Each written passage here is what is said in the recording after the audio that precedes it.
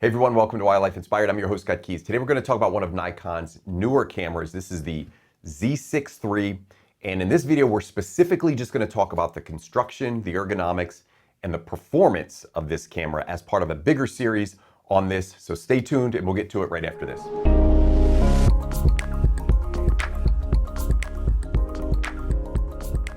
Now, I've been using this camera for about the last 45 days. I'm going to be doing a whole series on this. So what I'd like you to do is stay subscribed. You may be a Nikon shooter specifically interested in this. You might just be a wildlife photographer, or you might just be a photographer interested in some of my thoughts. Or maybe you just want some material around photo basics. I've got so many playlists out there right now. I just want to encourage you to subscribe to the channel. Whether you're a Nikon shooter or whether you're a wildlife photographer or a general photographer, I've got videos out there that you're going to enjoy. Now in this video specifically, we're talking about the construction, the layout, the ergonomics, and also the performance. Now this video won't have as many detailed examples. So I use this out in the field and I've got some videos coming up around its capabilities as a videography camera and then also its capabilities as a wildlife shooter. And I've got some other videos out there as well around this specifics, things like pixel shifting. You're gonna have a really good time with this series. So stay tuned to the channel. There's gonna be a lot of information about the Z6 III. And at the end, I'm gonna summarize it with just a quick pros and cons video that tells you what's good and what's bad. But let's get into this one and talk specifically about how it's built. I'll pull up a video for this one and we'll kind of walk through the camera. Now on the top of the camera, you see the dial. That's used in a lot of their consumer and prosumer model cameras.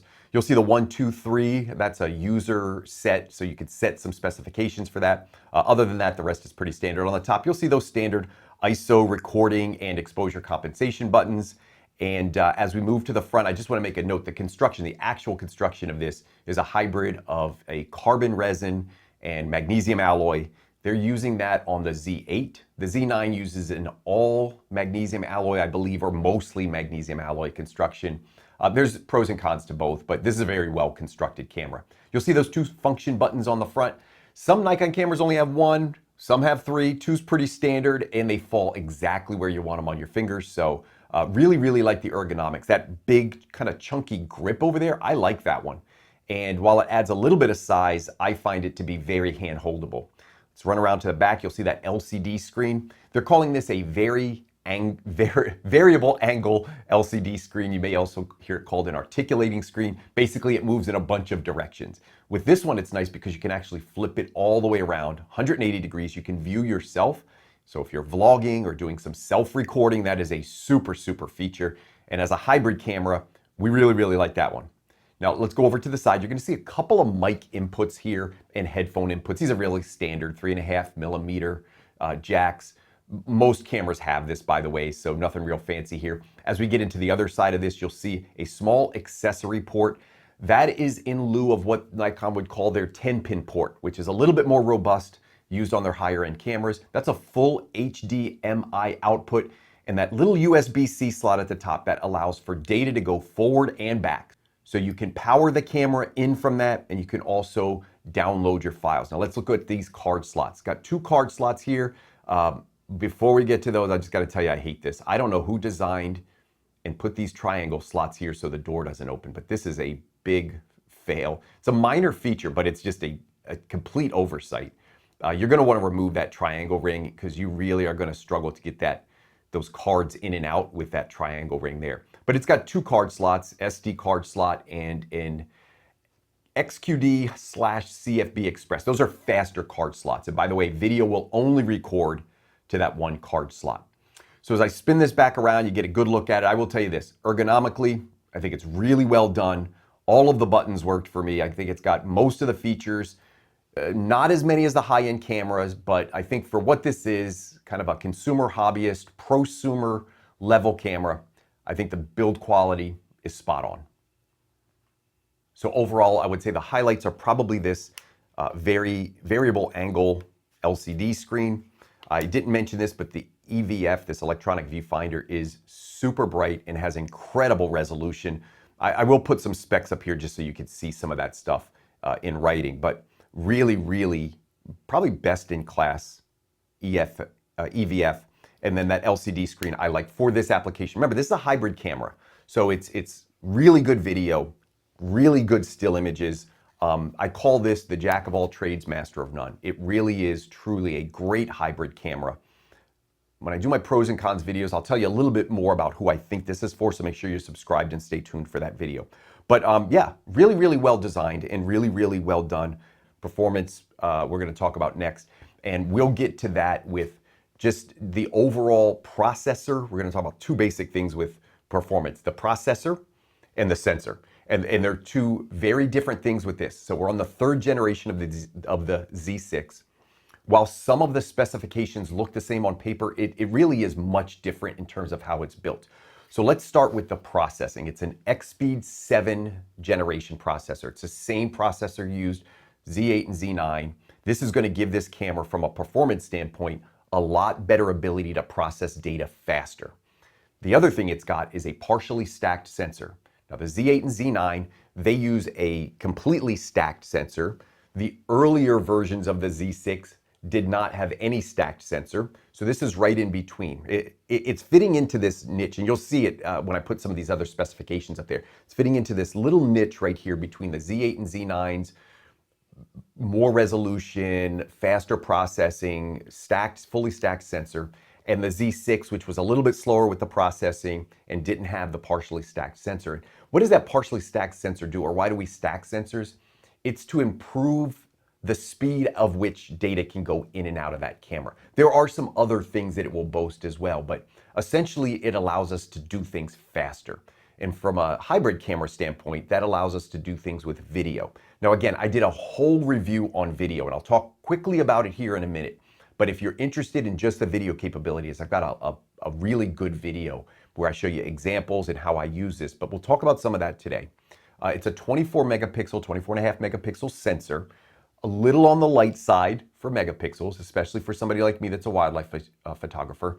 I have found that 33, 36 megapixels is a sweet spot for cameras. More than that is fine. Most people don't regret having 40 to 50 megapixels in their camera.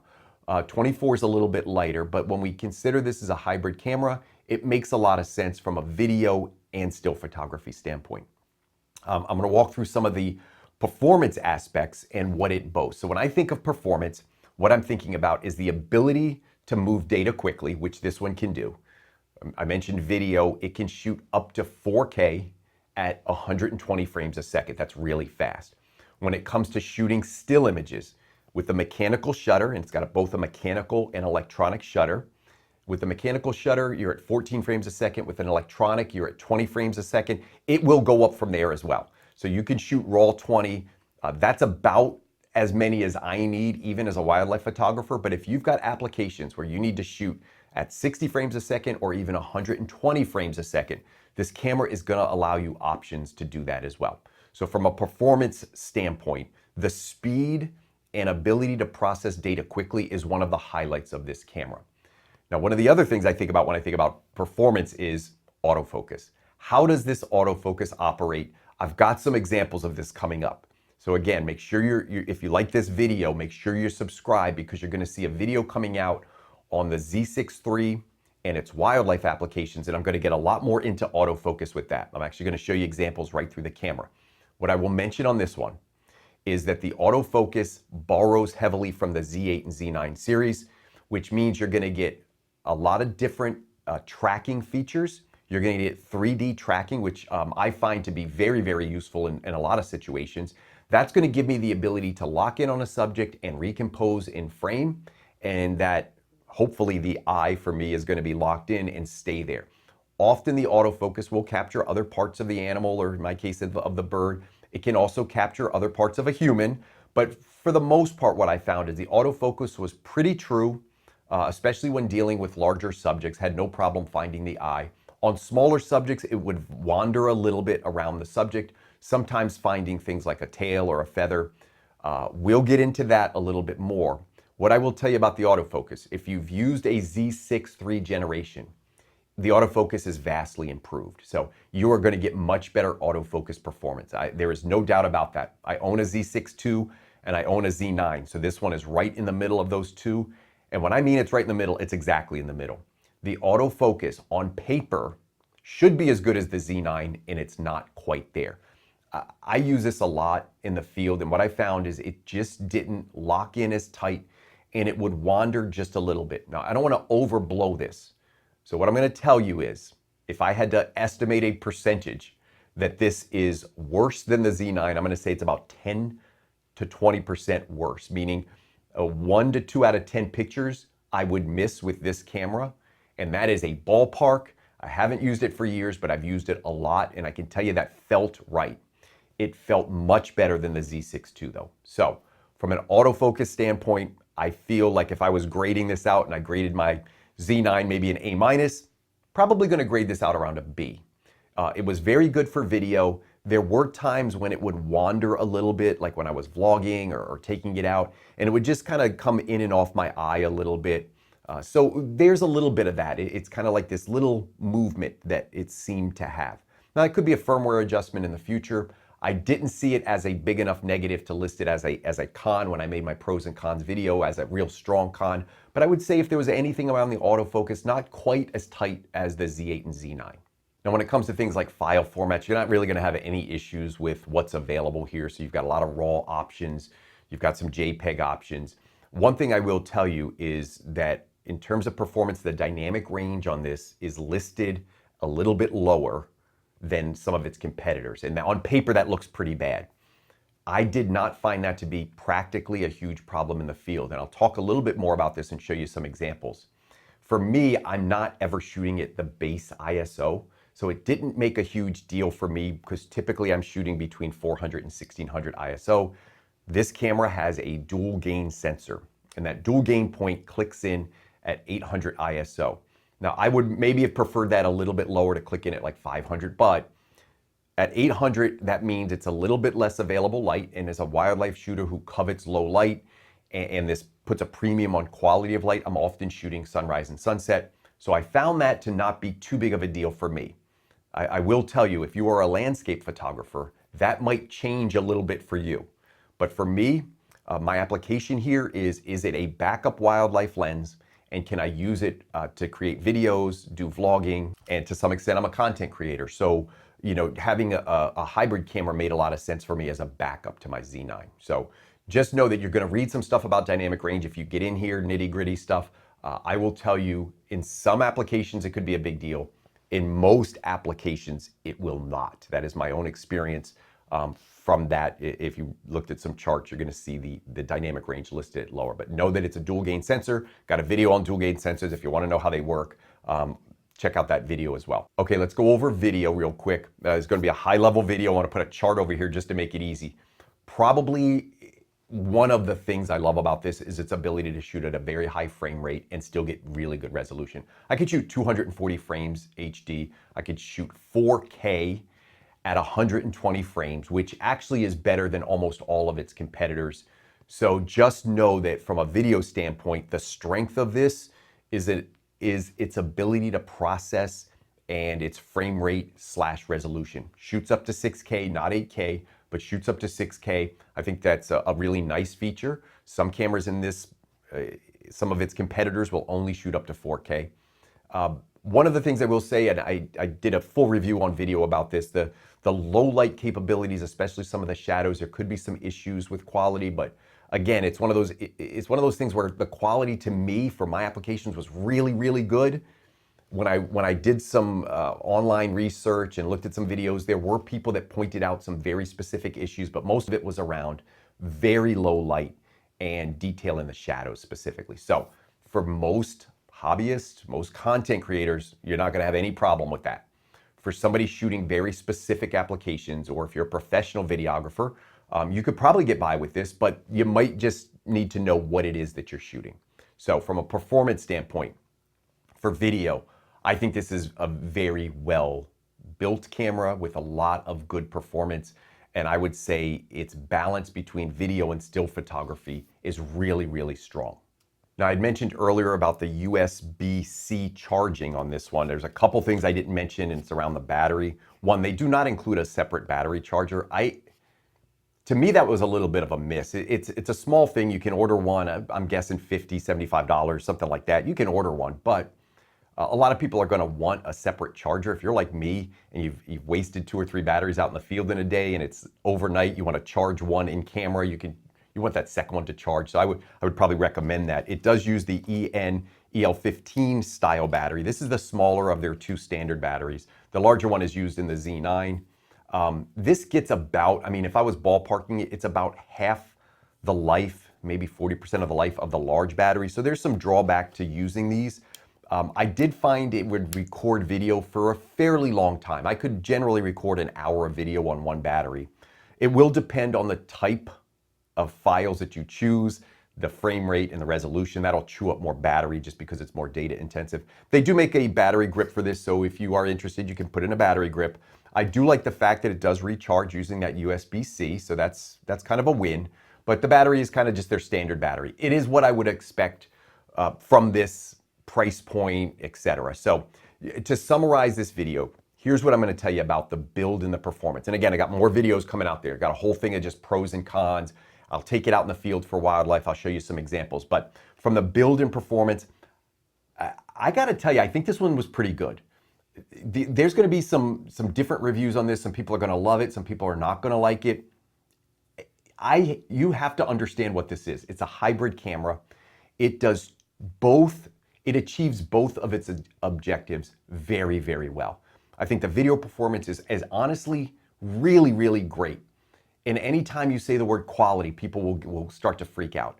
Yeah, probably the downfall of it is a little bit of the video quality. It's got a little bit of a loss in dynamic range, but it has some other features that are just really, really outstanding. I'm going to do a video called on pixel shifting. It'll be a generic video. But one of the features that this has is a feature called pixel shifting. I've played around with this and found it pretty incredible. I actually use it for some macro photography. It gives me the ability to take a 24 megapixel image and make it a 90, almost 100 megapixel image, and at the same time improve the quality of it. It was pretty fascinating to play around with. There are a couple features that this one did not have that were included in the Z9. And I told you, it's right in the middle. It's not intended to be their flagship. But it didn't have a feature called auto capture, for example. So it lacks some actual features. But when we talk about build and we talk about performance, I think Nikon actually did a pretty solid job. Couple of easy misses on this one. I kind of went through it in the video. I talked about some of these like little design things, but for the most part, the ergonomics felt really good. It felt really, really good in my hand. And I got to tell you, I think they did a good job. I'll be interested to see what you think down in the comments. I made a video a while ago, and then I'm going to wrap this one up, but I made a video a while ago that talked about my backup camera and what I needed it for. And a lot of people said, Scott, you're a bird photographer shooting some wildlife and some macro. Your backup camera is a Z8, hands down. After using this, and I actually ordered the Z6 III, I sent it back. I asked B&H, can you loan me one instead? And they did. I have some really great contacts over at B&H. And after using it for a month, I think I'm gonna go with this one. I found this to be capable, and I think I like the idea that in some ways it's actually a better video. It has better video application for what I need, and I know the Z8 is a better camera, so I know that. It's also more money, but I think this might fill the sweet spot for what I'm looking for. A capable backup camera for wildlife. I'm not saying it's the greatest wildlife camera in the world, but capable. But very, very versatile and really, really good video applications. And I really enjoyed just playing around with this one. So that's my review on build and performance. Make sure you subscribe to the channel. Let me know in the comments. Have you used it? Did this video help you maybe make a decision? And stay tuned because I got a lot more. If you haven't watched any of the other videos, you're going to want to watch one called Pros and Cons. May not be out by the time I release this one, but it'll be out very, very shortly. And it's just a full list for still images and videography of what's good and what's bad. I'll get into some depth. I'll show you a couple examples of that as well. And I've got one of me using this out in the field where I'm going to show you things like autofocus and the actual images that I captured. So stay tuned for that real world review of this camera. And I hope you guys have a great day. Thanks for following, and I hope we can continue to find inspiration in wildlife together.